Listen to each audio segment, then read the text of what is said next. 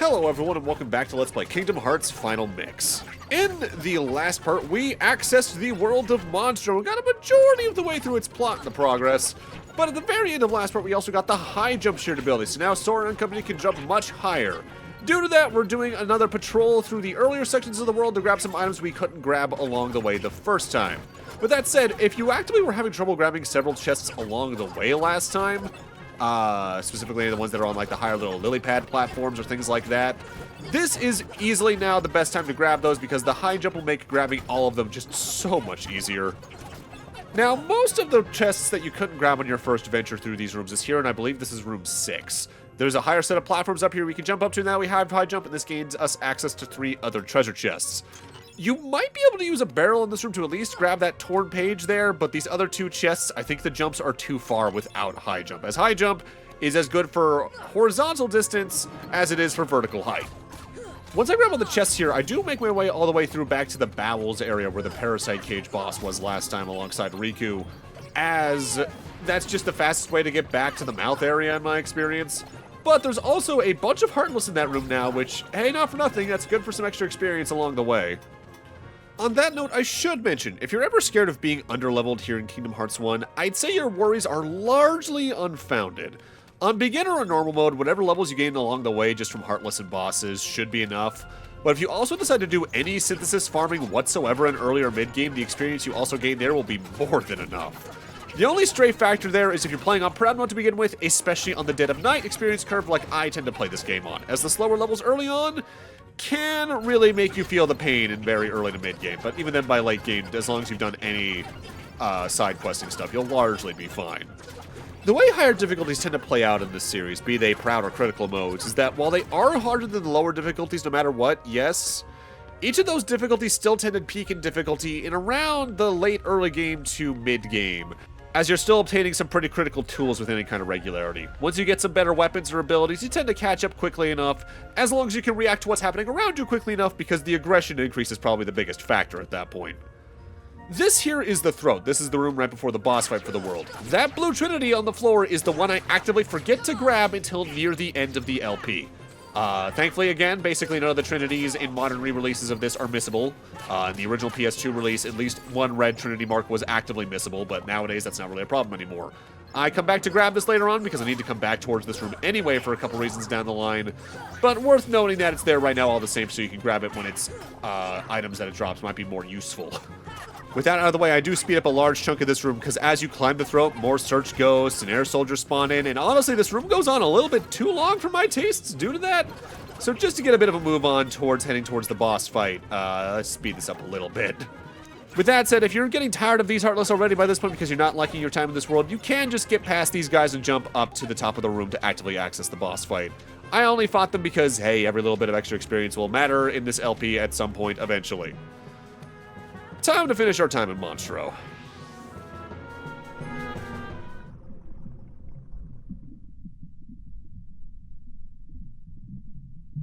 Hey! Let Pinocchio go, Riku! A puppet that's lost its heart to the heartless. Maybe it holds the key to helping Kairi. How about it, Sora? Let's join forces to save her. We can do it together. What? You'd rather fight me? Over a puppet that has no heart? Heart or no heart, at least he still has a conscience. Conscience? You might not hear it, but right now it's loud and clear. And it's telling me you're on the wrong side! Then you leave me no choice. Pinocchio! Pinocchio! Jiminy, I'm not gonna make it.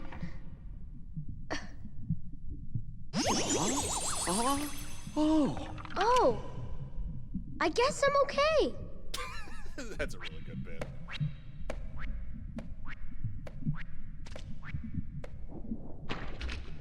Huh?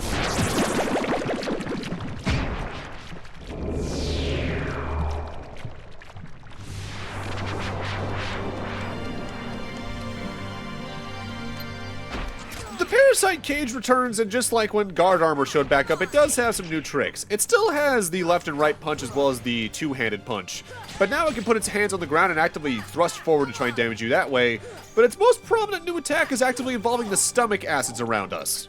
It'll breathe those in and do a pretty far-reaching poison breath attack that does damage outright, but also inflicts the poison status on you, which will slowly drain your HP. With that said, the poison status can't ever kill you, so it's more something you have to keep your eyes on rather than actually be afraid of. Worth noting, the stomach acids themselves are also dangerous because if you step in them, you do take damage. You can actively stun the Parasite Cage with enough whacks to the head or spells to the head that opens up this weak point that takes slightly more damage, but ultimately you can either just melee this pure out like I tend to, or actively cast things like Gravity, Thunder, and Fire from a distance to get some extra damage in. I briefly brought up last time that I had a lot of issues with Monstro as a world as a kid, specifically in terms of navigation, but not for nothing. I remember the Parasite Cage messing me up pretty regularly as a kid too, but that ends up becoming one of those cases where I look back and I wonder, why did I have issues with this fight? I mean, I know I was lower leveled in general because I just tried to fight enemies as few times as possible in RPGs growing up for some reason, but something about this fight in specific is just so straightforward that I don't know why I had issues with it compared to some other bosses that gave me trouble. I should note, though, this is around the time on an average playthrough of this game where whatever difficulty you're playing on, whatever experience curve you're on, or whatever dream weapon route you chose, you're really going to start feeling the differences more actively. As an early game, while you might feel the lower defense for sacrificing the Dream Shield, you're not going to really notice the differences between the damages you're doing, physical or magical. Meanwhile, at this point in the game, when you start getting more spells that are more powerful, the extra MP that plays into damage calculations with magic will be felt more actively, or the extra strength points you get earlier on is going to be felt more actively and all that. To an extent, some of that can be mitigated by endgame depending on how much synthesis farming you do, but it's around now where your build really can start to come into shine from whatever you're doing. Which is somewhat funny in a way, because if you know the world order well enough in Kingdom Hearts 1, that'll start happening, and then you get thrown into what the next world is, and that just might not be a fun time no matter what you're doing. Oh boy, the next world.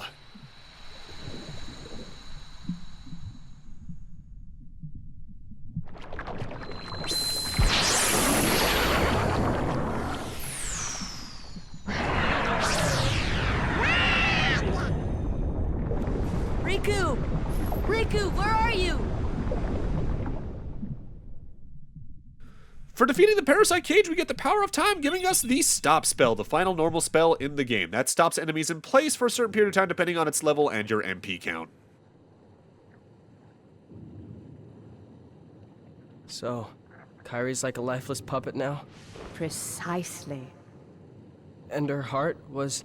Taken by the Heartless, no doubt. Tell me, what can I do? There are 7 maidens of the purest heart. We call them the Princesses of Heart. Gather them together, and a door will open to the heart of all worlds. Within lies untold wisdom.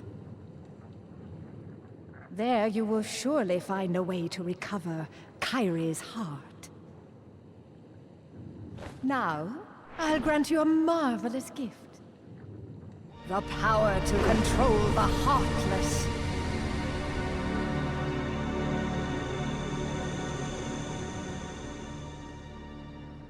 Soon, Kairi. Soon.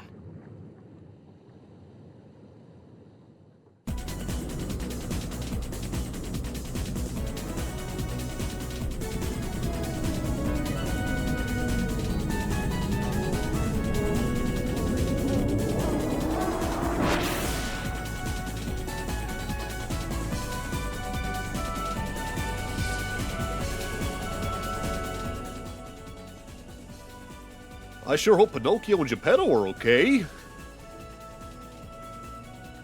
Yeah, hopefully they landed safely somewhere. Riku. And upon completing Monstro, they eject you at your most recently completed world. More than likely, it's going to be Agrabah. With that said, I should note, Monstro's location is actively variable. Monstro can and will show up on your first trek through the gummy ship routes that lead to either of the worlds after Agrabah. In fact, I think if you actively play your cards right, you can enter Monstro, leave, head to the other world, and Monstro will show up again and be on the map twice. Monstro's mechanics with when he wants to appear is kind of random, but there's some setness to it. I think his location is directly set, though, after you've completed the Parasite Cage, the second fight. Future me is probably already chiming in with certain details about how that works more particularly. With that said, now that we have high jump, we're going to do a little bit of another completion run going back through prior completed worlds, as high jump allows us to grab several more treasure chests we couldn't on our visits to earlier worlds. Sometimes it's going to be synthesis materials, sometimes it'll be just use items, but in a couple cases I think it's actively either torn pages for 100 Acre Wood or Dalmatians in a lot of cases too. With that said, most of what we're going to be grabbing is here in Agrabah, because either the city itself has several ledges that were too high for us, or the Cave of Wonders has several that were too high for us. And I want to see the placement of that's very intentional, as you could theoretically go out of the way to go to Monstro before this world and have high jump before even tackling either of the locations in this world. We've actively already done a step towards one of the chests we're going to be grabbing on this cleanup, though, specifically the one statue we had Abu interact with that opened up a door higher up in one of the cave areas underground. We can now reach that with high jump and actively get the boons beyond it. With that said, that specific jump is actually one of the hardest ones in the area for some reason, and I can't quite parse why outside of you kind of just need to hang to the right on the door for some reason, because I guess it's maybe a few pixels lower. It's always just felt kind of weird compared to a lot of the other jumps in the game, which says a lot because Kingdom Hearts 1 has some really weird feeling jumps until you get high jump, not for nothing. And actively in that regard, I should note, largely the platforming in Kingdom Hearts 1 can be a bit off feeling like I brought up prior. But that's only really applicable in the first third or so of the game, because once you get high jump, the platforming is no longer much of an issue moving forward. With that said, of course, they choose that exact moment to kind of vary up how platforming works in some worlds, but we'll talk more about that when we reach the next world, the next part or so. While I'm on my way to our destination, how you guys been? Haven't really actively talked too much about what I've been playing recently on the channel in a while, if only because I've kind of changed how I've done LPs a lot over the last couple of years, specifically when it comes to adding like the little postscript annotations or research levels and all that. I've been doing a lot of my usual stuff, trophy hunting still, most recent platinum with Silent Hill F. I adored that game. Working my way through Trails Beyond the Horizon. Have quite a pile of games up over there, and I still have to play through Yakuza 8. But I think I might be done getting platinums for Yakuza at this point, honestly, because Yakuza 7's number crunch in its post-game just got ridiculous. The rewards for getting up to that specific cliff are not only a set of Dalmatians, but also a Haste 2 gummy. The Haste gummies are interesting in that they actively give you a boost button for the gummy ship. If you don't enjoy the gummy stuff, or at least you're trying to do certain missions, that could be your best friend. I think my magic's as good as Donald's now. No way. Not in a million years. Why don't you go see Merlin? Work more on your magic. There's a tournament being held at the Coliseum. I hear there's a great reward for the winner. So now the next Coliseum is spawned in over there, and we'll be tackling that, I think, early next time, technically. With that said, we are doing what Donald and Goofy said and heading back to Traverse Town for a couple reasons. I do want to talk to Merlin while we're here, yes. But I also want to do some other things. Namely, I want to come here to the item shop and actually buy Donald and Goofy some new weapons, because I think I still have them on their starting weapons. I tend not to give them too much thought, honestly, when it comes to equipment outside of accessories, as most of the damage in pretty much every Kingdom Hearts is going to come directly from Sora. My lone piece of advice is try to go with the weapons for Donald that boost his Ampere magic power. The ones that are more physically attack-based are pretty much worthless on him. And with Goofy's shield, either you want to prioritize the higher attack ones or the larger shields, as those can be more useful for blocking certain attacks, as weird as it can be to rely on that. Because we've completed Monstro, though, Geppetto and Pinocchio have relocated to here in the first district in their own house. Pinocchio? Hey, it's Sora! Well, hello, Sora. How did you get here? A man named Leon helped us. He even got us this house to live in. I don't know how I'll ever repay his kindness. Say, I hear you three are fighting the Heartless. I thought I might be able to help you, so I made this. And he gives us the Geppetto Gummy Ship blueprint for us. But of course, Pinocchio and I can't thank you enough. We'll do anything we can to help you. Geppetto's house is effectively a Gummy Ship achievement system of sorts. Before we do that, though, if you come over here to this corner, hidden in it is a chest containing the powerful Wishing Star Keyblade, another one of my favorites, even though I don't use it too long in this specific LP. There's also going to be a postcard hidden in this room I don't grab for a little bit. Ah, Sora, look what I've cooked up this time. So the way that Geppetto works is that for every so many amount of Heartless you kill in the game, you can come back to him and he'll give you a Gummy Ship blueprint based around some Final Fantasy character writ large. Flashing lights warning until the listed timestamp, by the way. The gummy ship blueprints that Geppetto gives you are generally pretty good, and if you don't actively like customizing your own gummy ship like I tend not to in most playthroughs, the ones he gives you are probably going to be a good enough upgrade that they can last you throughout the rest of the game, especially if you come back regularly to see how many more Heartless you've killed. There is one more blueprint we can get here though, but it requires exiting and re-entering his house 30 times and then talking to Pinocchio. I don't know how anyone found this on the first time around, but hey, someone had to just by pure chance. Sora, look, this was my idea. And we get the Chocobo blueprint for that. You can have it. So with that, let's now head over to the Dalmatians and actively turn in the puppies we've found up to now. From memory, with the rewards we're about to get, we've now rescued upwards of 51 puppies, which means we're going to get a Mithril Shard, which we get for rescuing 42 puppies, as well as a Mithril piece outright alongside for 51 puppies, our next torn page for 100 Acre Wood. So the Wishing Star Keyblade's pretty interesting. It boosts Sora's strength by 5 by default, but it has a short length. It also has a recoil stat of 1, so you're not really deflecting with it, period. But the big boon of it is that it has a guaranteed crit chance. So every combat finisher and every combat ability you use that can crit will. If you especially went with a Dream Sword route build, this can tear through boss's health. Here's something for your effort. If you come back to Merlin after learning every basic spell in the game, he gives you the Spellbinder Keyblade, which I immediately get rid of the Wishing Star for because I ultimately prefer Spellbinder for most of my playthroughs. The Spellbinder boosts your strength by 4 and has a standard critical hit rate. It's medium in length and it has a recoil of 30, so you can block a lot of attacks with it. The big benefit to it is that it also boosts your MP by 2, meaning you can use spells so much more effectively with it. You might recall we also got a summon gem back in Monstro, so let's come here to the Fairy Godmother and unlock the summon Dumbo. I think I've used Dumbo a single-digit amount of times in my life.